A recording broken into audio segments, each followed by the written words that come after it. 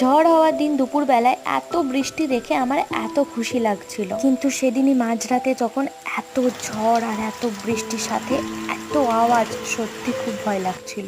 আর আশা করি তোমরা সবাই সাবধানে আছো। আর সেদিন রাতে আমার ঘুম আসছিল না, তাই 1:45টার দিকে একবার রান্নাঘরে আসলাম, আর এখানে দাঁড়িয়ে আমি এমন একটা সাউন্ড পেয়েছিলাম যেটা শুনে আমি প্রচুর ভয় পেয়ে গিয়েছিলাম। তারপরে অনেকক্ষণ ওখানে দাঁড়ানোর পর আমি বুঝতে পারলাম যে ঝড়ের এরকম বীভৎস আওয়াজ হচ্ছে। এদিকে আমি এতক্ষণ জেগে আছি আর বাইরে হচ্ছে ঝড়, তার মধ্যে আমার পেয়ে গেছে প্রচুর জোরে খিদে। আর তখনই মনে পড়লো বাবা সন্ধ্যেবেলায় হরলিক্স নিয়ে এসেছিল আমার জন্য, আর এখন রাতের বেলায় আর কিচ্ছু নেই, এটাই একমাত্র উপায়। তাই আমি প্রচুর ভয়ে ভয়ে দেখো না বারবার বাইরের দিকে তাকাচ্ছি আর জিনিসটা বানাচ্ছি। আর এই যে এখন প্রায় আমার হয়েই এসেছে হরলিক্সটা, আর আমি তাড়াতাড়ি লাইট বন্ধ করে ছুট মারবো ঘরের দিকে যাওয়ার জন্য। চলো আজকের মতো তবে টাটা, গুড নাইট। সবাইকে একটাই কথা বলবো, সবাই খুব সচেতন এবং সাবধান থেকো।